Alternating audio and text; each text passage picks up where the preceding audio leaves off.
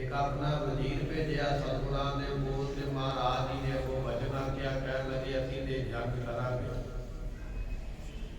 ये वजीर महाराज ने वचन सुन के ते वापस आ गया। राजे सलाह करते पै भी महाराज के उपर फौज का वड्डा भारी हमला करिए, पर भीमचंद कहन लगा नहीं, ये डाढ़ा नुकसान हो जाएगा, मैं ये करने वास्ते तैयार नहीं हाँ। हुण ये जिहड़ा वजीर महाराज के कोल आया सी, उहदे कोलों महाराज की ताकत पुछदे पए कि तू की उत्थे दे के आया है, महाराज के कोल इस वेले वस्तुआं ने। इतिहास संग आपां पिछे सरवण करिया है, अगे जिवें महाराज किरपा करदे। आओ मिल के आपां सरवण करिए, मिल के आखीए सतनाम वाहिगुरू साहिब जी। आनंदपुर ते 100 गुना। सो ये वजीर दसदा पिया है, कहन लगा भी महाराज दे कोल इस वेले जिहड़ी फौज है ना, जिन्नी तुसीं आनंदपुर साहब देखी है, क्योंकि आनंदपुर साहब भीमचंद राजा आप गया सी महाराज मिलन। ते ये वजीर दसदा पिया कि तुसीं वो फौज आप देखिए आनंदपुर साहब, इस वेले उहदे तो 100 गुना फौज वध गई है। एडी वड्डी महाराज ने फौज इकट्ठी कर ली है। दल प्रताप बाढ़वत घना। ये सतगुरां दे दल दा जिहड़ा प्रताप है ना, बहुता वधिया है। इस टाइम महाराज की फौज जिहड़ी है बहुत ज्यादा शक्तिशाली है। सुरत शस्त्र जुत जित कित खरे। मैं जिधर भी निगाह मार के देखिया, महाराज के सूरमे हर पासे शस्त्र धारण करके तैयार बर तैयार कमर कसे लगे हुए। शस्त्रां दे नाल लैस फौज महाराज दी मैं वेख के आया हां। पुष्प तुरंगम गान बल भरे। इत्थे कदे शस्त्रां दी गल नहीं है, महाराज दी फौज दे जेड़े घोड़े ने ना, वो भी पूरे रजे पुजे मोटे ताजे तगड़े। ते उन्हां घोड़ियां दे तगड़े शरीरां तो यह पता लगदा भी महाराज दे कोल खुराक दी भी कोई कमी नहीं। जिथे उन्हां दे सूरमे रजे होए ने, उत्थे महाराज दी फौज दे घोड़े भी रजे पुजे ते बड़े ताकत वाले आते हन। उत्साह चमो दिखा। नाल मैं ये भी देख के आया भी महाराज की फौज दे विच उत्साह बहुत ज्यादा है। उन्हां नूं ते चाह चढ़िया पिया जंग दा भी कदों समा आवे ते कदों जंग करिए। साडी फौज नूं धक धका के अगे करना पैना भी लड़ो ते इन्हां दे पिछे नूं मुड़ना। महाराज की फौज ने चाह दे समेत है भी सतगुरु किते हुक्म कर ते असीं अपना बल जिहड़ा मुकाना करिए। कर कर कोई न बने सरीखा। ते जे आपां लड़ पईए, वजीर दस रहा अपने राजे भीमचंद नूं, जे आपां महाराज नाल लड़ पए ते अपने कोल कोई दूजा चारा रह ही नहीं जाता। लड़ के आपां जित नहीं सकते ते राह फिर आपां नूं बिल्कुल मिलना नहीं है। जमुना तट लो देह ना जाने। सतगुरु पातशाह महाराज जी जमुना के किनारे तक उन्होंने आपां नूं जान ही नहीं देना। नाल दे राजियां ने सलाह दी सी भीमचंद नूं भी अपने कोल फौज बड़ी वड्डी है, साडी वड्डी फौज महाराज नूं धक देवेगी पिछे ते आपां जमुना झाटी पार कर जावांगे। बेनती है भाई भी अपने मोबाइल फोन कृपा करके बार बार बेनती करी दी है, साइलेंट जरूर करया करो। अपने गुरुद्वारा साहब तो लाइव कथा चलती है, बड़िया थावां ते संगत सुनती है। जो आप बार बार बेनती करांगे ना तो बड़ी दूर तक ये साडी अनाउंसमेंट जिहड़ी पहुंचती है। ऐसा वचन ना ही कहना पवे, ये बेनती जिहड़ी है ना आप संगत जरूर प्रवान करेगा। बद अगाऊं कर कम साने। सो जे आपां ये जान लईए भी महाराज दी फौज नूं आपां पिछे ढक देंगे जां पिछे धक के लै जावांगे ते आपां जमुना पार करांगे, ये साडा सुपना ही रह जाना है। महाराज ने सानू जमुना दे नेड़े लगन ही नहीं देना, जमुना तक ते उन्होंने सानू जान नहीं देना। धक्कण धकाउण दी गल ते दूर दी है, पिछे हटाउण दी गल ते बड़ी दूर दी है। वजीर कहंदा भी महाराज दी फौज वेख के आया, फौज वेख के मैं पता ला लिया भी जिन्ना उन्हां विच चाह है ना जंग दा, उन्होंने सानू जमुना तक नहीं जान देना। ਐਸੀ ਉਹਨਾਂ ਦੀ ਬਹਾਦਰੀ ਹੈ। ਵਧੈ ਅਗਾਉਂ ਕਰਕਮ ਸਾਹਮਣੇ ਅਤੇ ਉਹਨਾਂ ਨੇ ਜੰਗ ਕਰਕੇ ਸਗੋਂ ਸਾਡੇ ਵਾਲੇ ਪਾਸੇ ਵੱਧ ਆਉਣਾ। ਆਪਾਂ ਸੋਚਦੇ ਆ ਨਾ ਵੀ ਜੰਗ ਕਰਕੇ ਆਪਾਂ ਉਹਨਾਂ ਵੱਲ ਵੱਧ ਜਾਵਾਂਗੇ, ਉਹਨਾਂ ਨੂੰ ਪਿੱਛੇ ਕਰ ਦਿਆਂਗੇ। ਨਹੀਂ, ਇਹ ਨਹੀਂ ਹੋਣਾ। ਸਗੋਂ ਜੰਗ ਕਰਕੇ ਉਹਨਾਂ ਨੇ ਸਾਡੇ ਉੱਪਰ ਆ ਕੇ ਪੈ ਜਾਣਾ ਹੈ। ਤੈਨ ਕੋ ਲੁੱਟਣ ਤੁਮ ਚਾਹਾ। ਤੁਸੀਂ ਚਾਹੁੰਦੇ ਹੋ ਵੀ ਮਹਾਰਾਜ ਦਾ ਡੇਰਾ ਲੁੱਟ ਲਈਏ। ਇਹ ਕਿਵੇਂ ਤੁਸੀਂ ਮਨ ਵਿੱਚ ਸੋਚ ਲਿਆ? ਇਹ ਤੁਹਾਡੇ ਮਨ ਵਿੱਚ ਕਿਵੇਂ ਵਿਚਾਰ ਆ ਗਈ ਵੀ ਮਹਾਰਾਜ ਦਾ ਡੇਰਾ ਆਪਾਂ ਲੁੱਟ ਸਕਦੇ ਹਾਂ? ਰਾਤ ਦਿਵਸ ਜਨ ਲਰਨੋ ਮਹਾ। ਕਹਿਣ ਲੱਗੇ ਜਿਹੜੀ ਫੌਜ ਦੇ ਵਿੱਚ ਰਾਤ ਨੂੰ ਸੁੱਤਿਆਂ ਵੀ ਚਾਅ ਚੜਿਆ ਰਹੇ ਵੀ ਕਦੋਂ ਦਿਨ ਚੜੇ ਤੇ ਆਪਾਂ ਜੰਗ ਕਰੀਏ, ਤੇ ਦਿਨੇ ਵੀ ਚਾਅ ਚੜਿਆ ਰਹੇ ਵੀ ਸਮਾਂ ਮਿਲਿਆ ਤੇ ਛੇਤੀ ਜੰਗ ਕਰੀਏ, ਐਸੀ ਫੌਜ ਦਾ ਡੇਰਾ ਤੁਸੀਂ ਕਿਵੇਂ ਲੁੱਟ ਕੇ ਲਿਆ ਸਕਦੇ? ਗੱਲਾਂ ਤੇ ਜਿੰਨੀਆਂ ਮਰਜ਼ੀ ਕਰ ਲੋ ਵੀ ਆਪਾਂ ਇਸ ਤਰ੍ਹਾਂ ਕਰ ਲਾਂਗੇ, ਇਸ ਤਰ੍ਹਾਂ ਕਰ ਲਾਂਗੇ, ਪਰ ਜਿਹੜੀ ਫੌਜ ਨੂੰ ਦਿਨੇ ਰਾਤ ਚਾਅ ਚੜਿਆ ਨਾ ਜੰਗ ਕਰਨ ਦਾ, ਉਹਦਾ ਡੇਰਾ ਲੁੱਟਿਆ ਨਹੀਂ ਜਾਂਦਾ ਹੈ। ਹੰਕਾਰ ਨ ਕੀਜੈ। ਇਸ ਕਰਕੇ ਰਾਜਨ ਆਪਣੀ ਮਾਇਆ ਦਾ ਹੰਕਾਰ ਨਾ ਕਰ। ਮੰਤਰੀ ਬੜੀ ਚੰਗੀ ਸਲਾਹ ਦਿੰਦਾ ਪਿਆ ਆਪਣੇ ਰਾਜੇ ਨੂੰ, ਕਹਿਣ ਲੱਗਾ ਵੀ ਮਾਇਆ ਦਾ ਹੰਕਾਰ ਨਾ ਕਰਨਾ ਕਰ। ਅਸਤ ਅਬ ਸੂਰੋ। ਇਹ ਹੁਣ ਹੰਕਾਰ ਕਰਕੇ ਕੋਈ ਗਲਤ ਫੈਸਲਾ ਲੈ ਲਿਆ, ਮੁੜ ਕੇ ਆਪਣੇ ਕੋਲ ਪਛਤਾਵੇ ਤੋਂ ਬਿਨਾਂ ਦੂਜਾ ਕੋਈ ਚੀਜ਼ ਰਹਿ ਹੀ ਨਹੀਂ ਜਾਣੀ। ਪਛਤਾਵਾ ਹੀ ਪੱਲੇ ਪੈਣਾ ਤੇ ਕਿਉਂ ਫਿਰ ਮੁੜ ਕੇ ਪਛਤਾਤਾਪ ਕਰਨਾ। ਤੇ ਸਤਿਗੁਰਾਂ ਨੇ ਗੁਰਬਾਣੀ ਵਿੱਚ ਵੀ ਬਖਸ਼ਿਆ ਨਾ, ਐਸਾ ਕੰਮ ਮੂਲੇ ਨਾ ਕੀਜੈ ਜਿਤ ਅੰਤ ਬਚੋ। ਉਹ ਕੰਮ ਕਿਉਂ ਕਰਨਾ ਜਿਹਨੂੰ ਕਰਕੇ ਮੁੜ ਕੇ ਪਛਤਾਉਣਾ ਪਵੇ। ਮੈਂ ਦੇਖੀ ਸਭ ਰੀਤ ਵਿਚਾਰੀ। ਮੈਂ ਵੇਖ ਕੇ ਆਇਆ ਇਹ ਮੰਤਰੀ ਸਾਧੀ ਦਿੰਦਾ ਪਿਆ। ਸ਼ਾਦੀ ਦੇਣ ਤੋਂ ਭਾਵ ਹੁੰਦਾ ਵੀ ਇਹ ਦਿੰਦਾ ਪਿਆ ਗਵਾਹੀ ਮਹਾਰਾਜ ਦੀ ਵੀ ਮੈਂ ਵੇਖ ਕੇ ਆਇਆ ਸਭ ਕੁਝ। ਮੈਂ ਤਾਂ ਦੱਸਦਾ ਪਿਆ ਵੀ ਆਪਣੇ ਕੋਲ ਉੱਥੇ ਕੁਝ ਨਹੀਂ ਵਟਿਆ ਜਾਣਾ ਹੈ। ਗੁਰੂ ਨਾ ਉਲੰਘਣ ਦੇਹ ਅਗਾਰੀ। ਸਤਿਗੁਰਾਂ ਨੇ ਸਾਨੂੰ ਆਪਣੀ ਮਰਜ਼ੀ ਤੋਂ ਬਿਨਾਂ ਅੱਗੇ ਨਹੀਂ ਜਾਣ ਦੇਣਾ। ਭਾਵੇਂ ਆਪਾਂ ਜਿੰਨੀ ਮਰਜ਼ੀ ਵੱਡੀ ਫੌਜ ਲੈ ਜਾਈਏ, ਜਿੰਨਾ ਮਰਜ਼ੀ ਅਸਲਾ ਬਰੂਦ ਲੈ ਜਾਈਏ, ਜਿੰਨਾ ਮਰਜ਼ੀ ਜ਼ੋਰ ਲਾ ਲਈਏ, ਮੈਂ ਮਹਾਰਾਜ ਦੀ ਫੌਜ ਦੀ ਤਾਕਤ ਵੇਖ ਕੇ ਆਇਆ, ਸਾਨੂੰ ਉਹਨਾਂ ਨੇ ਇੱਥੇ ਜਾਣ ਨਹੀਂ ਦੇਣਾ ਹੈ। ਇਸ ਵਿਦ ਹੋਤ ਸਮਤਾ ਨਹੀਂ। ਇਹ ਜੰਗ ਦੇ ਵਿੱਚ ਆਪਣੀ ਮਹਾਰਾਜ ਦੇ ਨਾਲ ਕੋਈ ਵੀ ਮੁਕਾਬਲਾ ਨਹੀਂ ਹੋ ਸਕਦਾ, ਕੋਈ ਵੀ ਬਰਾਬਰਤਾ ਨਹੀਂ ਹੋਣੀ ਹੈ। ਵਿਜੈ ਨਹੀਂ। ਮੈਂ ਇਹ ਗੱਲ 100 ਦੇ ਵਿੱਚੋਂ 100% ਦਾਅਵੇ ਨਾਲ ਕਹਿੰਦਾ ਵੀ ਜੰਗ ਕਰਕੇ ਆਪਾਂ ਜਿੱਤ ਨਹੀਂ ਸਕਾਂਗੇ। ਜਿੱਤਿਆ ਨਹੀਂ ਜਾਣਾ ਤੇ ਜੰਗ ਵਾਲਾ ਆਪਾਂ ਨੂੰ ਕੰਮ ਨਹੀਂ ਕਰਨਾ ਚਾਹੀਦਾ। ਔਰ ਬਾਗ ਏਕ ਮੈਂ ਜਾਣਾ। ਪਰ ਮੈਂ ਇੱਕ ਉਪਾਅ ਜਾਣਿਆ, ਮੇਰੇ ਕੋਲ ਇੱਕ ਤਰੀਕਾ ਹੈਗਾ। ਜੇ ਤੁਸੀਂ ਮੇਰੀ ਗੱਲ ਮੰਨਦੇ ਹੋ ਨਾ ਤੇ ਮੈਂ ਤੁਹਾਨੂੰ ਇੱਕ ਖਰੀ ਸਲਾਹ ਦਿੰਦਾ, ਆਪਾਂ ਉਹ ਕੰਮ ਕਰੀਏ ਤੇ ਉਹਦੇ ਨਾਲ ਹੋ ਸਕਦਾ ਆਪਣਾ ਉਹ ਹੱਲ ਹੋ ਜਾ। ਜੰਗ ਕਰਕੇ ਮਹਾਰਾਜ ਦੀ ਫੌਜ ਪਿੱਛੇ ਨਹੀਂ ਮੋੜੀ ਜਾ ਸਕਦੀ ਤੇ ਜੰਗ ਕਰਕੇ ਆਪਾਂ ਜਮਨਾ ਪਾਰ ਨਹੀਂ ਕਰ ਸਕਦੇ। ਤੇ ਪਿੱਛੇ ਜਾਣ ਲਈ ਆਪਣੇ ਕੋਲ ਇਸ ਵੇਲੇ ਹਿੰਮਤ ਨਹੀਂ ਹੈ। ਪਿੱਛੇ ਮੁੜਾਂਗੇ ਤੇ ਇਹ ਵਿਆਹ ਦਾ ਸਾਰਾ ਮੁਹੂਰਤ ਲੰਘ ਜਾਣਾ। ਪਰ ਇਹ ਸਾਰਿਆਂ ਤੋਂ ਪਰੇ ਮੇਰੇ ਕੋਲ ਇੱਕ ਸਲਾਹ ਹੈ। ਮੰਤਰੀ ਕਹਿੰਦਾ ਵੀ ਜੇ ਤੁਸੀਂ ਕਹੋ ਤੇ ਮੈਂ ਉਹ ਸਲਾਹ ਆਪਣੀ ਤੁਹਾਨੂੰ ਦੱਸ ਦਿੰਦਾ ਹਾਂ। ਗੁਰੂ ਹੋਏ ਸਮਾ ਕਰੋ ਪਿਆ ਨਾ। ਕੇਵਲ ਤੇ ਕੇਵਲ ਮਹਾਰਾਜ ਦੇ ਅੱਗੇ ਕਰੀਏ ਬੇਨਤੀ, ਮਹਾਰਾਜ ਸਾਨੂੰ ਨਾ ਜਾਣ ਦੇ, ਅਸੀਂ ਮੁੜ ਕੇ ਜਾਣ ਨੂੰ ਤਿਆਰ ਹਾਂ। ਬਸ ਸਾਡਾ ਇੱਕ ਲਾੜਾ ਜਿਹਨੇ ਵਿਆਹ ਕੇ ਦੁਲਹਨ ਲੈ ਕੇ ਆਉਣੀ ਹੈ, ਮਹਾਰਾਜ ਇਹ ਇੱਕ ਬੰਦੇ ਨੂੰ ਆਗਿਆ ਦੇ ਦਿਓ ਅੱਗੇ ਜਾ। ਤੇ ਮਹਾਰਾਜ ਇਹਦੇ ਬੰਦਈ ਤੇ ਨਹੀਂ ਨਾ ਹੋਣਗੇ ਵੀ ਵਿਆਹ ਦੇ ਕੰਮ ਨੂੰ ਮਹਾਰਾਜ ਆਪ ਵੀ ਨਹੀਂ ਹੋਣ ਦੇਣਾ, ਭਾਵੇਂ ਦੁਸ਼ਮਣ ਦਾ ਪੁੱਤਰ ਹੀ ਹੈ, ਪਰ ਮਹਾਰਾਜ ਇਹ ਵਿਆਹ ਦੇ ਕੰਮ ਵਿੱਚ ਰੁਕਾਵਟ ਨਹੀਂ ਪਾਉਣਗੇ। ਇਹ ਮੈਂ ਜਾਣਦਾ ਮਹਾਰਾਜ ਨੂੰ ਵੀ ਆਪਾਂ ਇਹ ਬੇਨਤੀ ਕਰੀਏ ਵੀ ਮਹਾਰਾਜ ਅਸੀਂ ਨਹੀਂ ਲੰਘਦੇ, ਕੇਵਲ ਸਾਡਾ ਵਿਆਹ ਵਾਲਾ ਲੜਕਾ ਹੀ ਲੰਘਣ ਦਿਓ, ਇਹ ਜਾਵੇ ਤੇ ਵਿਆਹ ਕਰਵਾ ਕੇ ਆ ਜਾਵੇ। ਇਹ ਆਪਾਂ ਬੇਨਤੀ ਕਰੀਏ। ਇੱਕ ਦੋ ਸੇਵਕ ਲੇਕਰ ਸੰਗ। ਇੱਕ ਦੋ ਨਾਲ ਆਪਾਂ ਸਿਪਾਹੀ ਦੇ ਦਈਏ, ਕਿਉਂਕਿ ਰਾਜੇ ਦਾ ਪੁੱਤਰ ਇਕੱਲਾ ਤੇ ਨਹੀਂ ਨਾ ਜਾਵੇਗਾ, 2-4 ਸਿਪਾਹੀ ਦੇ ਨਾਲ ਜਾਣਗੇ ਨਾ, ਸੇਵਾ ਕਰਨ ਵਾਲੇ, ਰਾਖੀ ਕਰਨ ਵਾਲੇ।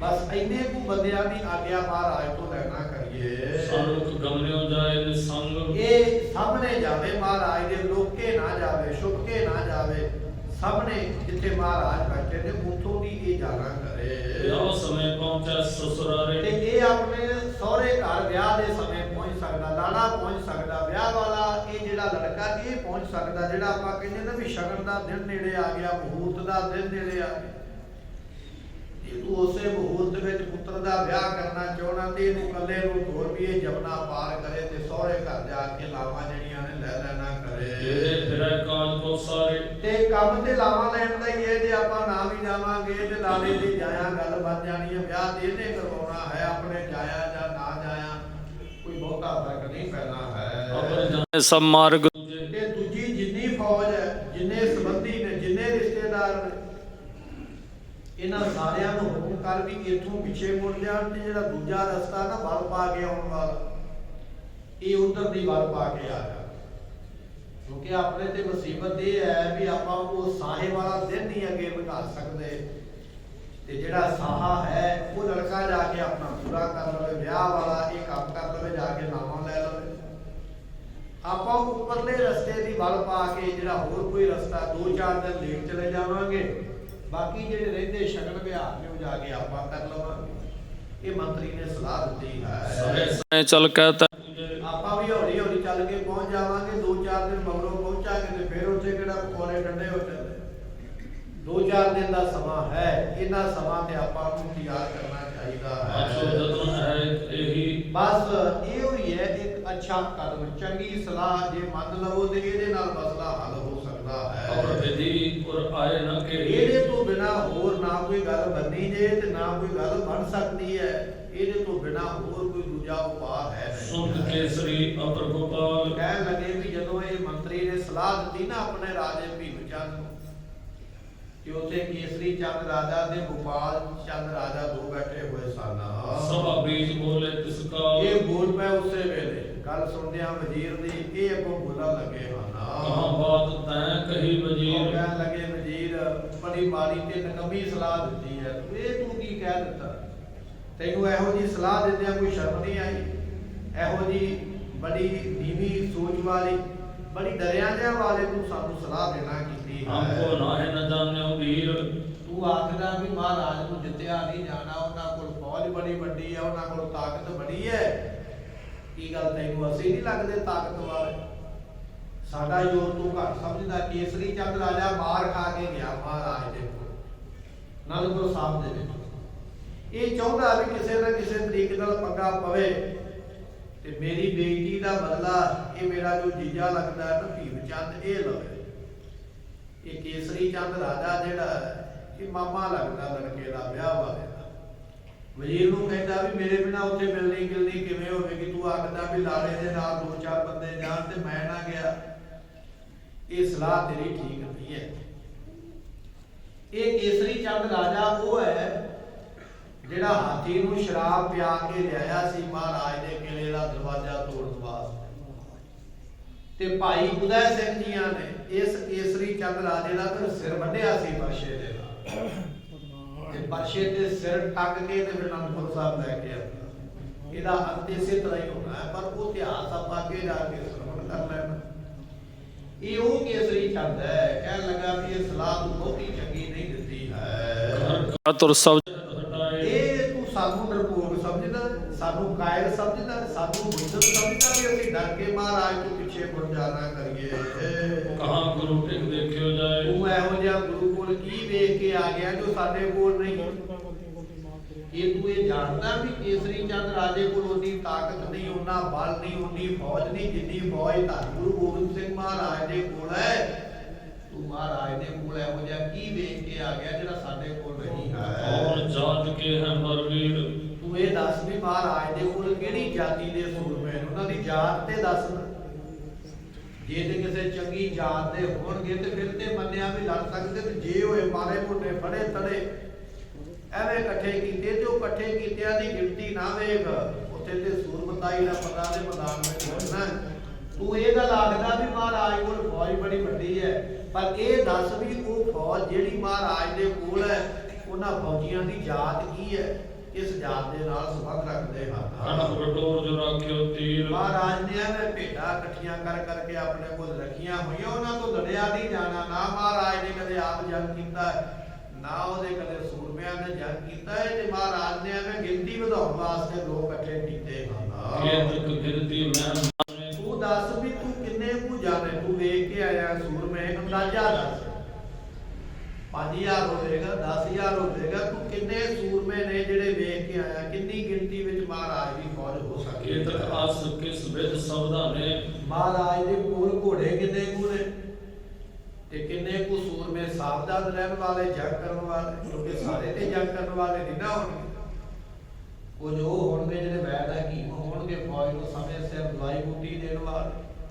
ਉਹ ਜੋ ਵੀ ਹੋਣਗੇ ਜਿਹੜੇ ਪ੍ਰਸ਼ਾਦਾ ਪਾਣੀ ਬਣਾ ਕੇ ਪਹੁੰਚਾਉਣ ਵਾਲੇ, ਕੋਈ ਲੀੜਾ ਕੱਪੜਾ ਧੋਣ ਵਾਲੇ, ਪਰ ਲੜਨ ਵਾਲੇ ਤੇ ਥੋੜੀ ਹੀ ਹੋਣਗੇ ਨਾ। ਕਿੰਨੇ ਕੁ ਲੜਨ ਵਾਲੇ ਨੇ, ਉਹਨਾਂ ਬਾਰੇ ਦੱਸਣਾ ਕਰ। ਸੁਣ ਵਜ਼ੀਰ ਗਿਰਨਾਥ ਸਾਥ। ਉਸ ਵੇਲੇ ਵਜ਼ੀਰ ਨੇ ਸੁਣਿਆ ਇਹ ਗੱਲ ਤੇ ਉਸ ਵੇਲੇ ਫਿਰ ਨਾ ਪਹਾੜੀ ਰਾਜਿਆਂ ਨੂੰ ਜਵਾਬ ਦੇਣ ਲੱਗਾ ਹੈ। ਕਹਿਤ ਭਇਓ ਗੁਰਦਲ ਕੀ ਗਾਥ। ਕਹਿਣ ਲੱਗਾ ਲਓ ਫਿਰ ਸੁਣੋ, ਤੁਸੀਂ ਮੈਨੂੰ ਸਵਾਲ ਕੀਤੇ, ਮੈਂ ਉਹਨਾਂ ਸਾਰੇ ਸਵਾਲਾਂ ਦਾ ਤੁਹਾਨੂੰ ਜਵਾਬ ਦਿੰਦਾ ਹਾਂ। ਬਨੇ ਪਠਾਨ ਬਨੇ ਹਥਿਆਰ। ਮਹਾਰਾਜ ਦੇ ਕੋਲ ਮੈਂ ਤੇ ਪਠਾਨਾਂ ਦੀ ਫੌਜ ਵੀ ਵੇਖ ਕੇ ਆਇਆ। ਪਠਾਨ ਕਹਿਣ ਲੱਗੇ ਵੀ ਬੜੀ ਇੱਕ ਵੱਡੀ ਕੌਮ ਤੇ ਬੜੇ ਲੜਨ ਵਾਲੇ ਨੇ। ਉਹ ਖਾਨ ਪਠਾਨ ਜਿਹੜੇ ਮੈਂ ਵੇਖ ਕੇ ਆਇਆ, ਇੱਕ ਦਲ ਤੇ ਮਹਾਰਾਜ ਦੇ ਕੋਲ ਪਠਾਨਾਂ ਦੀ ਫੌਜ ਦਾ ਹੈ। ਸਭੇ ਉਰ ਮਰੇ ਬਲ ਤੇ ਧਾਰ। ਉਹ ਜਿਹੜੇ ਸੂਰਮੇ ਨੇ ਉਹ ਬੜੇ ਬਲ ਵਾਲੇ, ਤੇ ਉਹ ਸਾਰਿਆਂ ਤੋਂ ਪਹਿਲਾਂ ਬੈਠੇ ਵੀ ਉਹ ਹੀ ਨੇ ਰਾਹ ਵਿੱਚ ਆ ਕੇ। ਉਹਨਾਂ ਪਠਾਨਾਂ ਦੇ ਨਾਲ ਫਿਰ ਕੌਣ ਜੰਗ ਕਰਨਾ ਕਰੇਗਾ? ਗਾਨ ਸਰਾਸਨ ਧਾਰਨ ਹਾਰੇ। ਉਹਨਾਂ ਨੇ ਵੱਡੇ ਵੱਡੇ ਧਨੁਖ ਤੇ ਤਗੜੇ ਤਗੜੇ ਤੀਰ ਉਹਨਾਂ ਨੇ ਮੈਂ ਵੇਖੇ ਨੇ, ਤੇ ਮੈਂ ਧਨੁਖ ਤੇ ਤੀਰ ਤੋਂ ਅੰਦਾਜ਼ਾ ਲਾ ਲਿਆ ਵੀ ਇਹ ਵਾਕਈ ਜੰਗ ਜਿੱਤਣ ਵਾਲੇ ਔਰ ਜੰਗ ਲੜਨ ਵਾਲੇ ਹਨ। ਖੜਗ ਤੁਪਕ ਯੁੱਧ ਤੇ ਉਹਨਾਂ ਦੇ ਕੋਲ ਵੱਡੇ ਵੱਡੇ ਤੇਗੇ ਨੇ, ਵੱਡੀਆਂ ਵੱਡੀਆਂ ਬੰਦੂਕਾਂ ਨੇ। ਮੈਂ ਵੀ ਅੰਦਾਜ਼ਾ ਲਾਇਆ ਵੀ ਜਦੋਂ ਇਹ ਅੜ ਗਏ ਨਾ ਜੰਗ ਦੇ ਵਿੱਚ, ਇਹਨਾਂ ਦੇ ਪਿੱਛੇ ਕੋਈ ਨਹੀਂ ਹਟਣਾ। ਐਸੇ ਪਠਾਨਾਂ ਦੀ ਫੌਜ ਮਹਾਰਾਜ ਨੇ ਭਰਤੀ ਕੀਤੀ ਹੈ। ਦੇਸ਼ ਵਿਦੇਸ਼ੀ ਭੱਟ ਸਿੱਖ ਸੰਗਤ। ਬਾਕੀ ਤੁਸੀਂ ਇਹ ਪੁੱਛਿਆ ਵੀ ਮਹਾਰਾਜ ਕੋਲ ਕਿਹੜੀ ਜਾਤੀ ਦੇ ਨੇ, ਕਹਿਣ ਲੱਗਾ ਜਾਤੀ ਦੇ ਛੱਡੋ, ਤੁਸੀਂ ਇਹ ਪੁੱਛੋ ਵੀ ਕਿਹੜੇ ਇਲਾਕੇ ਦੇ। ਦੁਨੀਆ ਦਾ ਕੋਈ ਇਹੋ ਜਿਹਾ ਇਲਾਕਾ ਨਹੀਂ ਹੋਣਾ, ਕੋਈ ਇਹੋ ਜਿਹਾ ਕੋਨਾ ਨਹੀਂ ਹੋਣਾ, ਕੋਈ ਇਹੋ ਜਿਹਾ ਧਰਤੀ ਦਾ ਟੁਕੜਾ ਨਹੀਂ ਹੋਣਾ ਜਿਸ ਥਾਂ ਦਾ ਸੂਰਮਾ ਮਹਾਰਾਜ ਦੀ ਫੌਜ ਵਿੱਚ ਭਰਤੀ ਨਾ ਹੋਵੇ। ਸਾਰੇ ਦੇਸ਼ਾਂ ਦੇ, ਸਾਰੇ ਇਲਾਕਿਆਂ ਦੇ ਸੂਰਮੇ ਉਹਨਾਂ ਭਰਤੀ ਕੀਤੇ ਹਨ। ਹਾਲ ਥਲ ਤੇਰੇ ਵਿਖੀ ਬਹੁ ਅੰਗ। ਥਾਵਾਂ ਥਾਵਾਂ ਤੇ ਬੈਠੇ ਹੋਏ ਮੈਂ ਉਹਨਾਂ ਨੂੰ ਵੇਖਿਆ ਹੈ। ਬਰਿੰਦ ਉਦਾਸੀ ਵਿਚਰਤ ਹੈ। ਇੱਥੇ ਹੀ ਬਸ ਨਹੀਂ, ਮਹਾਰਾਜ ਨੇ ਤੇ ਉਦਾਸੀਆਂ ਦੀ ਫੌਜ ਵੀ ਇਕੱਠੀ ਕੀਤੀ। ਉਦਾਸੀ ਸਾਧ ਜਿਹੜੇ ਹੁੰਦੇ ਨੇ ਭਲਵੇਂ ਬਸਤਰਾਂ ਵਾਲੇ, ਕਹਿਣ ਲੱਗੇ ਵੀ ਐਸੇ ਉਦਾਸੀ ਨਿਰਮਲੇ ਸਾਧ ਵੀ ਮਹਾਰਾਜ ਦੇ ਕੋਲ ਦੇਖੇ ਖਾਇਆ ਕੜਾ ਸੋ ਪੁਸ਼ਟ ਵਡੇਰੇ। ਉਹ ਕੜਾ ਖਾ ਖਾ ਕੇ ਤੇ ਬੜੇ ਮੋਟੇ ਨੇ। ਉਹ ਜਿਹੜੇ ਮਹੰਤ ਵੇਖੇ ਨਾ ਇਸ ਵਜ਼ੀਰ ਨੇ ਦੱਸਦਾ ਪਿਆ ਕਿ ਮਹਾਰਾਜ ਦੇ ਕੋਲ ਕੁਝ ਇਹੋ ਜਿਹੇ ਸੂਰਮੇ ਨੇ ਜਿਹੜੇ ਉਦਾਸੀ ਸਾਧ ਨੇ ਤੇ ਬੜਾ ਜ਼ਿਆਦਾ ਕੜਾਹ ਕਰਦੇ ਤੇ ਜੇ ਤੁਹਾਡੇ ਉੱਤੇ ਕੜਾਹ ਖਾ ਕੇ ਡਿੱਗ ਪਏ ਤੇ ਦੋ ਚਾਰ ਤੇ ਉਹਨਾਂ ਨੇ ਪਹਾੜੀਏ ਥੱਲੇ ਮਿੱਧ ਕੇ ਮਾਰਦੇ। ਐਸੇ ਵੱਡੇ ਢਿੱਡਾਂ ਵਾਲੇ, ਵੱਡੇ ਵੱਡੇ ਸ਼ਰੀਰਾਂ ਵਾਲੇ ਮਹਾਰਾਜ ਨੇ ਵੀ ਰੱਖੇ ਹੋਏ ਹਨ। ਹ੍ਰਿਦੈ ਜੰਬ ਭਇਓ ਦਲ ਜੋਆ। ਤੇ ਮੈਂ ਮਹਾਰਾਜ ਦੀ ਫੌਜ ਵੇਖ ਕੇ ਬਹੁਤ ਜ਼ਿਆਦਾ ਹੈਰਾਨ ਹੋਇਆ ਹਾਂ। ਸੰਗ੍ਰਹਿ ਕਿਤੋਂ ਕਲਨ ਬਿਦ ਹੋਵਾ। ਮੈਂ ਜੇ ਸੋਚਦਾ ਵੀ ਮਹਾਰਾਜ ਨੇ ਇਹੋ ਜਿਹੇ ਲਿਆਂਦੇ ਕਿੱਥੋਂ ਲੱਭ ਕੇ ਐਡੀ ਵੱਡੀ ਫੌਜ ਇੰਨੇ ਤਰ੍ਹਾਂ ਦੀ ਕਿਵੇਂ ਬਣਾ ਲਈ ਉਹਨਾਂ ਨੇ। ਅਤੇ ਉਤਾਰ ਅਤ ਉਤਸਾਹ ਲਨ ਕੋ ਫਿਰ ਜਨ। ਉਹਨਾਂ ਫੌਜਾਂ ਦੇ ਵਿੱਚ ਮੈਂ ਲੜਨ ਦਾ ਬੜਾ ਉਤਸ਼ਾਹ ਵੇਖਿਆ, ਬੜਾ ਚਾਹ ਵੇਖਿਆ। ਉਹ ਤੇ ਜੰਗ ਯੁੱਧੀਆਂ ਗੱਲਾਂ ਕਰਦੇ ਹਨ। ਲਖੀਤ ਮਨੋ ਲਈ। ਮੈਂ ਤੇ ਇਹ ਸੋਚ ਲਿਆ ਵੀ ਮੰਨ ਲਓ ਵੀ ਉਹ ਜਿੱਤ ਲੈ ਕੇ ਹੀ ਬੈਠੇ ਹੋਏ। ਜੰਗ ਲੜਨਾ ਜਿੱਤਣਾ ਤੇ ਬਾਅਦ ਦੀ ਗੱਲ ਹੈ, ਪਰ ਉਹਨਾਂ ਦੇ ਚਾਅ ਤੋਂ, ਉਹਨਾਂ ਦੇ ਹੌਸਲੇ ਤੋਂ, ਉਹਨਾਂ ਦੀਆਂ ਦਲੇਰੀਆਂ ਤੇ ਬਹਾਦਰੀਆਂ ਤੋਂ ਮੈਂ ਸਮਝਦਾ ਹਾਂ ਵੀ ਉਹ ਜੰਗ ਨੂੰ ਜਿੱਤ ਕੇ ਹੀ ਆਪਣੀ ਮੁੱਠੀ ਵਿੱਚ ਬੈਠੇ ਹੋਏ ਹਨ। ਮੈਂ ਮਸਲਤ ਕਬ ਕਹੂੰ ਨਾ ਲੜਵੇ। ਮੈਂ ਇਹ ਸਲਾਹ ਦਿੰਦਾ, ਮਰਜ਼ੀ ਤੁਹਾਡੀ ਹੈ, ਤੁਸੀਂ ਉਹ ਮਾਲਕ, ਤੁਸੀਂ ਉਹ ਰਾਜੇ, ਮੈਂ ਆ ਵਜ਼ੀਰ, ਨੌਕਰ, ਤੇ ਨੌਕਰ ਤੇ ਸਲਾਹ ਹੀ ਦੇ ਸਕਦਾ ਨਾ, ਕੰਮ ਤੇ ਮਾਲਕ ਨੇ ਕਰਨਾ। ਪਰ ਜੇ ਨੌਕਰ ਦੀ ਸਲਾਹ ਮੰਨੋ ਤੇ ਹੈ ਖਰੀ ਹੈ ਵੀ ਲੜਨ ਵਾਲਾ ਪੰਗਾ ਨਾ ਤੁਸੀਂ ਲੈ ਲਿਓ। ਲੜਨ ਵਾਲੀ ਸਲਾਹ ਮੈਂ ਤੁਹਾਨੂੰ ਨਹੀਂ ਦਿੰਦਾ। ਹਾਂ ਕਰੀ ਹੈ ਜਿਸ ਬਿਰਧ ਬੁੱਧ ਧਾਵੇ। ਤੇ ਬਾਕੀ ਜਿਵੇਂ ਮਰਜ਼ੀ ਕਰੋ, ਜਿਵੇਂ ਤੁਹਾਨੂੰ ਚੰਗਾ ਲੱਗਦਾ ਉਸੇ ਤਰ੍ਹਾਂ ਕਰ ਲੈਣਾ ਕਰੋ। ਸੋ ਵਜ਼ੀਰ ਤੇ ਗੁਰ ਕੀ ਗਾਥਾ। ਜਦੋਂ ਮਹਾਰਾਜ ਦੀ ਬਹਾਦਰੀ, ਮਹਾਰਾਜ ਦੀ ਫੌਜ ਦੀਆਂ ਗੱਲਾਂ ਇਸ ਭੀਮ ਚੰਦ ਰਾਜੇ ਨੇ ਆਪਣੇ ਵਜ਼ੀਰ ਕੋਲੋਂ ਸੁਣੀਆਂ ਹਨ। ਹਾਨੀ ਮੌਨ ਜਿਤ ਗਿਰਨਾ ਥਾ। ਕੱਲਾ ਭੀਮ ਚੰਦ ਨਹੀਂ, ਜਿੰਨੇ ਪਹਾੜੀ ਉੱਥੇ ਡੀਂਗਾ ਮਾਰਦੇ ਸਨ ਵੱਡੀਆਂ ਵੱਡੀਆਂ ਵੀ ਇਹ ਕਰ ਦਿਆਂਗੇ ਉਹ ਕਰ ਦਿਆਂਗੇ, ਸਾਰੇ ਚੁੱਪ ਕਰ ਗਏ ਵੀ ਹੁਣ ਕੀ ਗਈ। ਹੁਣ ਕਿਹੜਾ ਅੱਗੇ ਹੋ ਕੇ ਆਖੇ ਵੀ ਮੈਂ ਜਾਂਦਾ ਫੌਜ ਲੈ ਕੇ ਮੈਂ ਜਾਂਦਾ। ਸਾਰੇ ਦੇ ਸਾਰੇ ਰਾਜਿਆਂ ਨੂੰ ਮਜਬੂਰ ਹੋ ਕੇ ਚੁੱਪ ਹੋਣਾ ਪੈ ਗਿਆ। ਹੁਣ ਬੋਲਣ ਨੂੰ ਕੋਈ ਸ਼ਬਦ ਨਹੀਂ ਆਉਂਦਾ ਹੈ। ਭੀਮ ਚੰਦ ਕੋ ਚਿੰਤ ਬਿਲੰਦਾ। ਤੇ ਭੀਮ ਚੰਦ ਨੂੰ ਬੜੀ ਜ਼ਿਆਦੀ ਚਿੰਤਾ, ਬਹੁਤ ਜ਼ਿਆਦਾ ਫਿਕਰ ਵੀ ਮੇਰੇ ਪੁੱਤਰ ਦਾ ਵਿਆਹ ਨਹੀਂ ਨਾ ਜਾਂਦਾ ਹੈ। ਸ਼ਬਦ ਬੰਦ ਕੋ ਨਹੀਂ ਪੁਜੰਦਾ। ਕਹਿਣ ਲੱਗੇ ਵੀ ਛਲ ਬਲ ਕੋਈ ਵੀ ਗੁਰੂ ਨਾਲ ਪੁੱਜ ਨਹੀਂ ਸਕਦਾ। ਛਲ ਬੰਦੇ ਨਾਲ ਤੇ ਕੀਤਾ ਜਾਂਦਾ, ਬੰਦਾ ਛਲ ਵਿੱਚ ਵੀ ਆ ਜਾਂਦਾ, ਪਰ ਗੁਰੂ ਦੇ ਨਾਲ ਛਲ ਨਹੀਂ ਹੋ ਸਕਦਾ। ਨਾ ਛਲ ਹੋ ਸਕਦਾ, ਨਾ ਗੁਰੂ ਛਲ ਦੇ ਵਿੱਚ ਆਉਂਦਾ ਸੁਰ ਹੈ। ਵਜ਼ੀਰ ਤੈ ਮੰਤਰ ਉਸ ਵੇਲੇ ਇਹ ਜਿਹੜਾ ਭੀਮ ਚੰਦ ਰਾਜਾ ਨਾ ਜਿਹਦੇ ਪੁੱਤਰ ਦਾ ਵਿਆਹ, ਉਹਨੇ ਫਿਰ ਸੁਣ, ਜਿਹੜੀ ਸਲਾਹ ਤੂੰ ਸਾਨੂੰ ਦਿੱਤੀ ਹੈ ਵੀ ਕੱਲਾ ਲਾੜਾ ਹੀ ਲੱਗ ਜਾਵੇ ਤੇ ਜਾ ਕੇ ਵਿਆਹ ਕਰਵਾਵੇ, ਇਹ ਜਿਹੜੀ ਸਾਨੂੰ ਤੁਸੀਂ ਸਲਾਹ ਦੇਣਾ ਕੀਤੀ ਹੈ, दूलो एकल चाहे पठावा ਤੂੰ ਚਾਹੁੰਦਾ ਹੈ ਵੀ ਮੈਂ ਕੱਲਾ ਆਪਣਾ ਲੜਕਾ ਭੇਜ ਦੇ। ਜੇ ਮੈਂ ਕੱਲੇ ਆਪਣੇ ਪੁੱਤਰ ਨੂੰ ਭੇਜਦਾ ਹਾਂ जे सतगुर कह कर है कैद ਤੇ ਮਹਾਰਾਜ ਨੇ ਜੇ ਮੇਰਾ ਪੁੱਤਰ ਕੈਦ ਕਰ ਲਿਆ, ਇਹਦੇ ਲੈਣੇ ਦੇ ਦੇਣੇ ਪੈ ਜਾਣਗੇ।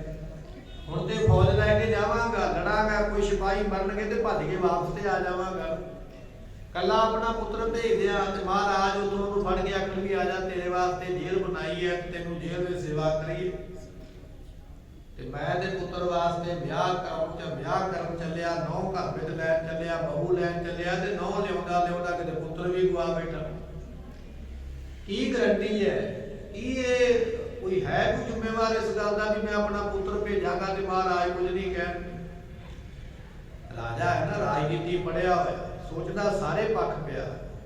ਤੇਰੇ ਆਖੇ ਲੱਗ ਕੇ ਮੈਂ ਪੁੱਤਰ ਭੇਜ ਦੇਵਾਂ, ਸਤਿਗੁਰੂ ਮੇਰੇ ਕੱਲੇ ਜਾਂਦੇ ਪੁੱਤਰ ਨੂੰ ਫੜ ਕੇ ਧੌਣੋਂ ਤੇ ਆਖਣ ਵੀ ਆ ਤੈਨੂੰ ਜੇਲ੍ਹ ਵਿੱਚ ਪਾਉਣਾ, ਜੇਲ੍ਹ ਵਿੱਚ ਕੈਦ ਕਰ ਲੈਣ। ਜਿਹੜੇ ਮੈਨੂੰ ਮੰਗਿਆ ਰਸਤਾ ਨਹੀਂ ਦਿੰਦੇ ਪੈ ਜਾਣ ਵਾਸਤੇ, ਜੇ ਉਹਨਾਂ ਨੇ ਮੇਰਾ ਪੁੱਤਰ ਕੈਦ ਕਰ ਲਿਆ ਤੇ ਮੰਗਿਆ ਉਹਨਾਂ ਪੁੱਤਰ ਵੀ ਕੋਈ ਨਹੀਂ ਦੇਣਾ। ਸਗੋਂ ਮੇਰੇ ਪੁੱਤਰ ਦੇ ਧੌਣ ਤੇ ਕਿਰਪਾਨ ਰੱਖਣਗੇ ਤੇ ਮੇਰੇ ਕੋਲੋਂ ਸਾਰਾ ਕੁਝ ਮਨਾ ਲੈਣਗੇ, ਜੋ ਉਹਨਾਂ ਨੇ ਮਨਾਉਣਾ ਹੋਇਆ ਤੇ ਮੈਨੂੰ ਮੰਨਣਾ ਪੈਣਾ।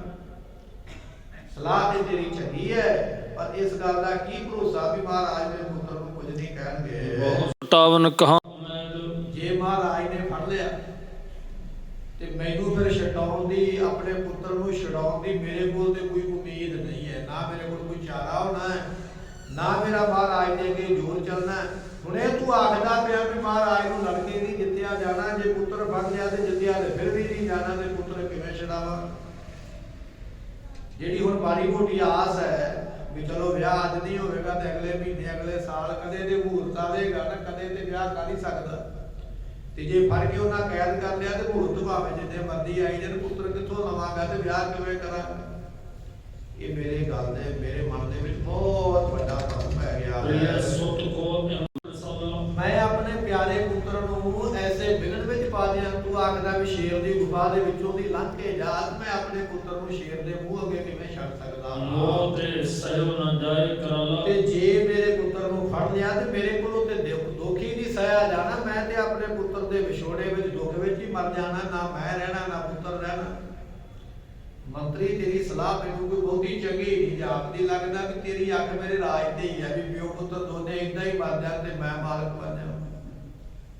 ਤੇਰੀ ਸਲਾਹ ਜਿਹੜੀ ਹੈ ਮੈਨੂੰ ਇਸ ਤਰ੍ਹਾਂ ਦੀ ਲੱਗਦੀ ਹੈ। अब जस जग में भाखें सारे ਸੋ ਉਸ ਵੇਲੇ ਕਹਿਣ ਲੱਗੇ ਕਿ ਆਪ ਜਸ ਜਗ ਮੈਂ ਭਾਖੈ ਸਾਰੇ। ਭੀਮ ਚੰਦ ਕਹਿੰਦਾ ਦੁਨੀਆ ਨੇ ਮੇਰੀ ਨਿੰਦਿਆ ਕਰਨੀ ਹੈ, ਦੁਨੀਆ ਨੇ ਮੈਨੂੰ ਗਾਲਾਂ ਦੇਣੀਆਂ ਵੀ ਵੇਖੋ ਕਿਹੋ ਜਿਹਾ ਰਾਜਾ, ਆਪਣਾ ਪੁੱਤਰ ਆਪੇ ਹੀ ਮਹਾਰਾਜ ਨੂੰ ਫੜਾ ਦਿੱਤਾ। ਦੁਨੀਆ ਨੇ ਮੈਨੂੰ ਸ਼ਾਬਾਸ਼ੀ ਨਹੀਂ ਦੇਣੀ ਹੈ, ਲੋਕਾਂ ਨੇ ਮੈਨੂੰ ਮਿਹਣੇ ਮਾਰ ਦਿਓ ਤੈਨੂੰ ਰਾਜਾ ਕਿਹਨੇ ਬਣਾ ਦਿੱਤਾ, ਜਿਹਨੇ ਆਪਣਾ ਪੁੱਤਰ ਆਪੇ ਹੀ ਫੜਾ ਲਿਆ। ਦੁਨੀਆ ਵਿੱਚ ਮੇਰਾ ਆਪਜਾਸ ਹੋਵੇਗਾ, ਨਰਦਰੀ ਹੋਵੇਗੀ, ਮੈਨੂੰ ਕਿਸੇ ਨੇ ਚੰਗਾ ਨਹੀਂ ਕਹਿਣਾ ਹੈ।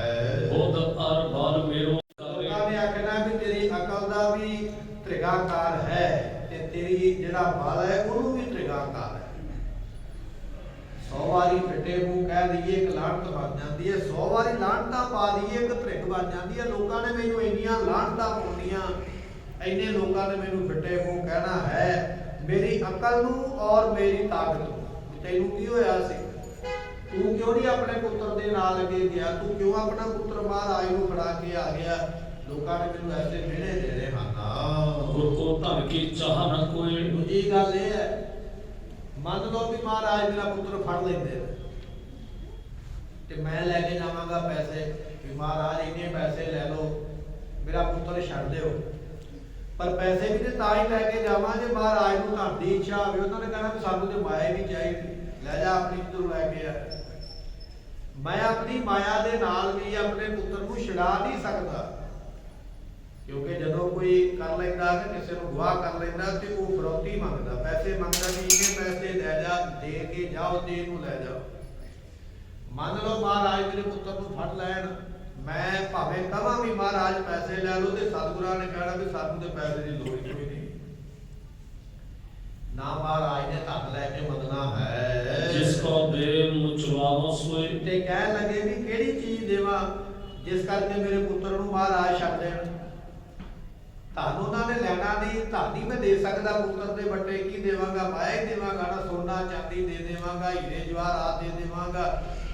ਮਹਾਰਾਜ ਨੇ ਨਾ ਧਨ ਲੈਣਾ ਨਾ ਮਾਇਆ ਲੈਣੀ ਹੈ।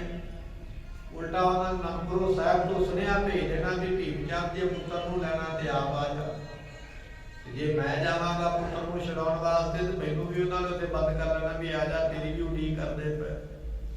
ਇਹ ਤੇ ਮੇਰੇ ਗੱਲ ਦੇ ਵਿੱਚ ਕਈ ਫਾਹ ਪੈਂਦੇ ਪਏ ਨੇ, ਕਈ ਰੱਸੀਆਂ ਪਈਆਂ, ਮੈਂ ਇਹਦੇ ਵਿੱਚੋਂ ਛੁੱਟਦਾ ਨਹੀਂ ਜਾਪਦਾ ਪਿਆ।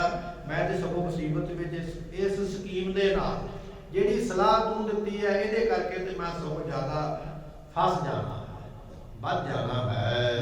ਆਪ ਕਰੋ ਹਿਤ ਜਾਣਾ। ਸੋ ਇਹ ਜਿਹੜੀ ਮਸਲਤ ਸਲਾਹ ਹੈ, ਕੋਈ ਜਾਣ ਵਾਸਤੇ ਸਲਾਹ ਦੇ, ਮੈਂ ਪੁੱਤਰ ਨੂੰ ਵਿਆਹਣਾ ਚਾਹੁੰਦਾ, ਮਰਵਾਉਣਾ ਨਹੀਂ ਚਾਹੁੰਦਾ।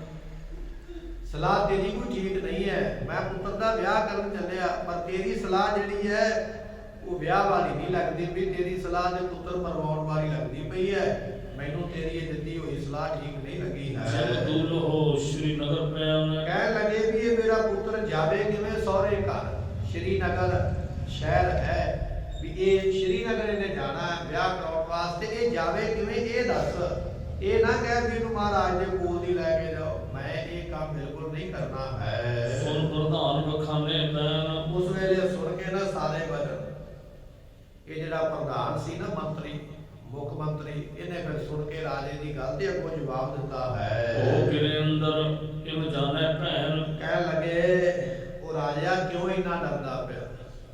ਹੁਣੇ ਤੇ ਤੂੰ ਕਹਿੰਦਾ ਸੀ ਕਿ ਮਹਾਰਾਜ ਦੀਆਂ ਫੌਜਾਂ ਨੂੰ ਪਿੱਛੇ ਧੱਕ ਦਿਆਂਗੇ ਤੇ ਆਪਾਂ ਮਹਾਰਾਜ ਦਾ ਡੇਰਾ ਲੁੱਟ ਲਵਾਂਗੇ। ਇੰਨੀ ਛੇਤੀ ਪੈਰ ਨਿਕਲ ਗਏ। ਹੁਣੇ ਆਖਦਾ ਵੀ ਜੇ ਪੁੱਤਰ ਫੜ ਲਿਆ ਤੇ ਛਡਾਇਆ ਨਹੀਂ ਜਾਂਦਾ। ਇੰਨਾ ਵੀ ਕਿਉਂ ਡਰਦਾ ਪਿਆ। ਇੰਨਾ ਡਰਨਾ ਮਨ ਵਿੱਚ ਰੱਖਣਾ ਕਰ। ਉਹ ਗੰਭੀਰ ਧੀਰ ਵਰਗੀ ਸਤਿਗੁਰੂ ਪਾਤਸ਼ਾਹ ਮਹਾਰਾਜ ਜੀ ਜਿੱਥੇ ਬਲ ਵਾਲੇ ਨੇ ਉੱਥੇ ਧੀਰ ਦੇ ਧਾਰੀ ਨੇ ਤੇ ਸਿਆਣੇ ਵੀ ਨੇ। ਆਪਣੇ ਵਰਗੇ ਥੋੜੀ ਨੇ ਕਮਲੇ। ਇਹਦੇ ਨਕਮੇ ਲੋਕਾਂ ਦੀ ਸੋਚ ਹੁੰਦੀ ਹੈ ਵੀ ਕਿਸੇ ਦਾ ਮੋਢਾ ਵਰਤ ਕੇ ਤੇ ਕਿਸੇ ਦੀ ਮਜਬੂਰੀ ਵਿੱਚ ਕੰਮ ਕਰਵਾ ਲਵੋ। ਇਹ ਤੇ ਮਾੜੇ ਲੋਕਾਂ ਦੀ ਸੋਚ ਹੈ, ਜਿਹੜੇ ਗੰਭੀਰ ਆਛੇ ਵਾਲੇ ਹੁੰਦੇ ਨਾ, ਡੂੰਘੇ ਸਿਧਾਂਤ ਵਾਲੇ, ਲੰਬੀਆਂ ਮੰਜ਼ਲਾਂ ਦੇ ਭੱਜਣ ਵਾਲੇ ਘੋੜੇ ਜਿਹੜੇ ਨੇ ਉਹ ਐਸਾ ਕੰਮ ਨਹੀਂ ਕਰਦੇ। ਇਹ ਸਾਡੀ ਸੋਚ ਹੈ, ਮਹਾਰਾਜ ਕਦੇ ਵੀ ਐਸਾ ਨਹੀਂ ਕਰਦੇ ਹਨ। ਮਨੈ ਕਰੈ ਗਏ ਤੇ ਧੀਰ। ਸਤਿਗੁਰੂ ਪਾਤਸ਼ਾਹ ਦੇ ਕੋਲ ਜੇ ਇਹ ਸ਼ਰਨਾਰਥੀ ਬਣ ਕੇ ਚਲੇ ਜਾਵੇ ਨਾ ਹੱਥ ਜੋੜ ਕੇ, ਤੇ ਮਹਾਰਾਜ ਕਦੇ ਨਹੀਂ ਕਰਨਗੇ, ਇਹ ਮੈਨੂੰ ਵਿਸ਼ਵਾਸ ਹੈ। ਜੇ ਇਹ ਸ਼ਰਨਾਰਥੀ ਬਣ ਕੇ ਜਾਵੇ, ਜੇ ਤਰਲਾ ਕਰਕੇ ਜਾਵੇ ਤੇ ਮਹਾਰਾਜ ਫਿਰ ਇਹਨੂੰ ਕੁਝ ਨਹੀਂ ਕਹਿਣਗੇ, ਮਜਬੂਰੀ ਵੀ ਸਮਝ ਲੈਣਗੇ ਤੇ ਕੈਦ ਵੀ ਨਹੀਂ ਕਰਨਗੇ। ਸਤਿਗੁਰੂ ਐਸੇ ਨਹੀਂ ਹਨ। ਮਹਾ ਕਿਰਪਾਲ ਗਿਆਨ ਗੁਣਵੰਤ। ਸਤਿਗੁਰੂ ਪਾਤਸ਼ਾਹ ਜੀ ਬੜੇ ਵੱਡੇ ਕਿਰਪਾਲੂ ਤੇ ਮਹਾਰਾਜ ਗਿਆਨ ਦੇ ਘਰ ਨੇ, ਨਾਲੇ ਗੁਣਾਂ ਦੇ ਵੀ ਘਰ ਨੇ। ਗੁਣ ਵੀ ਉਹਨਾਂ ਵਿੱਚ ਬਹੁਤੇ ਨੇ। ਉਹ ਸਾਡੇ ਵਰਗੇ ਨਹੀਂ ਵੀ ਝਾਟੀ ਆਪਣਾ ਫੈਸਲਾ ਬਦਲ ਦੇਣ ਜਾਂ ਕੋਈ ਦੁਨੀਆ ਦੇ ਧਨ ਵਾਸਤੇ ਝਾਟੀ ਰਾਜਨੀਤੀ ਵਿੱਚ ਪੈ ਕੇ ਜਵਾਨੋਂ ਮੁੱਕਰ ਜਾਣ। ਨਹੀਂ, ਐਸਾ ਗੁਰੂ ਨਹੀਂ ਹੈ। ਗੁਰੂ ਤੇ ਗੁਣਾਂ ਦਾ ਘਰ ਹੈ।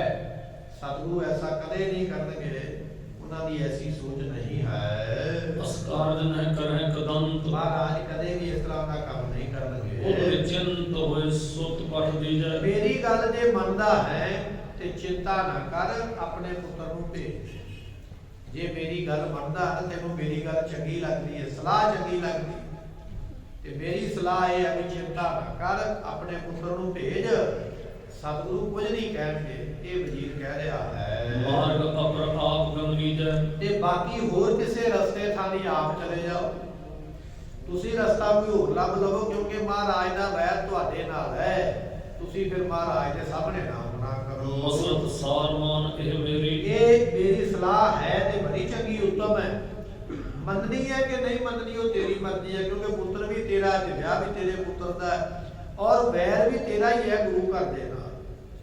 ਮੈਂ ਸਲਾਹ ਦੇ ਦਿੱਤੀ ਹੈ, ਮੰਨਣੀ ਹੈ ਕਿ ਨਹੀਂ ਮੰਨਣੀ ਇਹ ਤੇਰੀ ਮਰਜ਼ੀ ਹੈ। ਜਾਣੇ ਆਪਣੀ ਸ਼ੇਮ ਭਲੇਰੀ। ਇਸ ਕਰਕੇ ਮੇਰੀ ਸਲਾਹ ਜੇ ਮੰਨੇਗਾ, ਇਹਦੇ ਵਿੱਚ ਤੈਨੂੰ ਸੁੱਖ ਹੋਵੇਗਾ, ਇਹਦੇ ਵਿੱਚ ਤੈਨੂੰ ਸੁੱਖ ਮਿਲੇਗਾ। ਜੇ ਇਹ ਗੱਲ ਮੰਨ ਲਵੇਂ, ਵਿਆਹ ਦਾ ਸਾਇਆ ਵੀ ਉਹੀ ਰਹੇਗਾ, ਮੁਹੂਰਤ ਵੀ ਉਹੀ ਰਹੇਗਾ, ਵਿਆਹ ਵੀ ਹੋ ਜਾਵੇਗਾ, ਤੂੰ ਵੀ ਪਹੁੰਚ ਜਾਏਗਾ।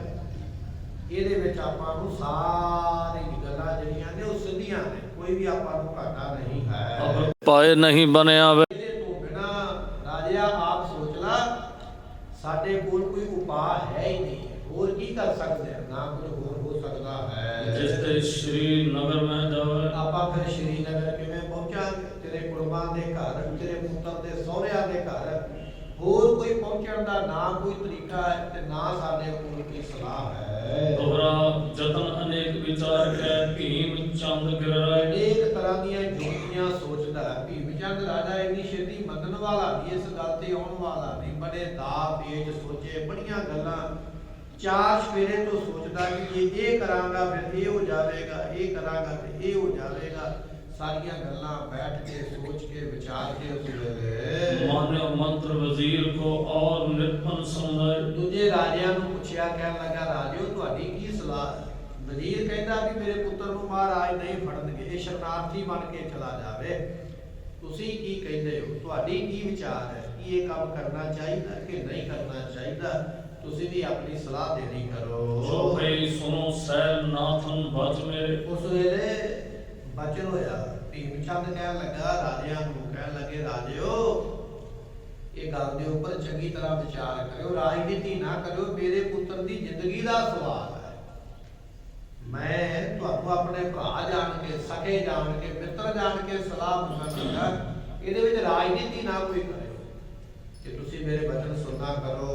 ब्याह समय आयो अब नेरे ਗੱਲ ਇਹ ਹੈ ਵੀ ਵਿਆਹ ਦਾ ਸਮਾਂ ਨੇੜੇ ਆ ਗਿਆ ਹੈ। ਵਿਆਹ ਦਾ ਦਿਨ ਤਰੀਕ ਜੋ ਮਿਥਿਆ ਹੈ ਨਾ, ਜੋ ਕੱਢਿਆ ਗਿਆ ਪੰਡਤ ਵੱਲੋਂ, ਜੋਤਸ਼ੀ ਵੱਲੋਂ ਜਿਹੜਾ ਦਿਨ ਕੱਢਿਆ ਗਿਆ, ਉਹ ਦਿਨ ਬਿਲਕੁਲ ਨੇੜੇ ਆ ਗਿਆ ਹੈ ਤੇ ਇਹਦੇ ਤੋਂ ਬਿਨਾ ਹੋਰ ਕੋਈ ਦੂਜਾ ਸਾਡੇ ਕੋਲ ਲਾਂਘਾ ਨਹੀਂ ਹੈ। लगे बिखर दिवस बोला के ਜੇ ਆਪਾਂ ਮਹਾਰਾਜ ਦੇ ਨਾਲ ਇੱਥੇ ਕਿਰਪਾਨਾਂ ਕੱਢ ਕੇ ਬਹਿ ਗਏ ਵੀ ਚਲੋ ਪਹਿਲਾਂ ਮਹਾਰਾਜ ਨਾਲ ਜੰਗ ਕਰੀਏ ਤੇ ਫਿਰ ਜਪਨਾ ਲੰਘਾਂਗੇ ਤੇ ਫਿਰ ਵਿਆਹ ਕਰਵਾਵਾਂਗੇ। ਜੰਗ ਦਾ ਕੋਈ ਪਤਾ ਨਹੀਂ ਹੁੰਦਾ ਵੀ ਕਿੰਨਾ ਸਮਾਂ ਲੈ ਜਾਵੇ। ਹੋ ਸਕਦਾ ਕੁਝ ਘੰਟਿਆਂ ਵਿੱਚ ਨਿਬੜ ਸਕਦੀ ਹੈ ਤੇ ਹੋ ਸਕਦਾ ਕਈ ਮਹੀਨੇ ਵੀ ਲੱਗ ਸਕਦੇ ਹੈ। ਜੰਗ ਦਾ ਕੋਈ ਪਤਾ ਨਹੀਂ ਕਿੰਨਾ ਸਮਾਂ ਲੱਗੇਗਾ।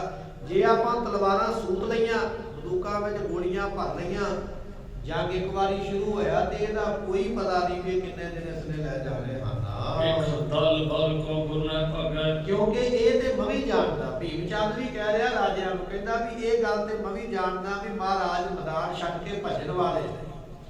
ਜੇ ਆਪਾਂ ਇਹ ਗੱਲ ਕਹੀਏ ਨਾ ਵੀ ਵੱਡੀ ਫੌਜ ਵਿਖਾ ਕੇ, ਬਹੁਤੀ ਤਾਕਤ ਵਿਖਾ ਕੇ ਤੇ ਮਹਾਰਾਜ ਨੂੰ ਭਜਾ ਦਈਏ, ਭੱਜਣ ਵਾਲਿਆਂ ਜੋ ਗੁਰੂ ਨਹੀਂ ਹੈ, ਇਹ ਗੱਲ ਤੇ ਮੈਂ ਵੀ ਕਹਿ ਸਕਦਾ भीम ਹਾਂ। जंग को दिसते पर ਤੇ ਇਹ ਵੱਡਾ ਭਿਆਨਕ ਜੰਗ ਦੋਨਾਂ ਬੰਨੇ ਹੋਣਾ ਹੈ। ਸਾਡੇ ਕੋਲ ਫੌਜ ਜ਼ਿਆਦੀ ਹੈ, ਸਾਡੇ ਕੋਲ ਅਸਲਾ ਜ਼ਿਆਦਾ ਹੈ, ਅਸੀਂ ਕਈ ਰਾਜੇ ਆ, ਉਧਰ ਮਹਾਰਾਜ ਇਕੱਲੇ ਨੇ। ਪਰ ਅਸਲ ਵਿੱਚ ਗੱਲ ਇਹ ਹੈ ਭਾਵੇਂ ਉਹ ਇਕੱਲੇ ਨੇ, ਪਿੱਛੇ ਨਹੀਂ ਉਹਨਾਂ ਨੇ ਹਟਣਾ ਤੇ ਇਹ ਜੰਗ ਬੜਾ ਭਿਆਨਕ ਹੋਣਾ ਹੈ। ਐਸਾ ਭਿਆਨਕ ਜੰਗ ਕਦੇ ਨਹੀਂ ਹੋਇਆ ਹੋਵੇਗਾ।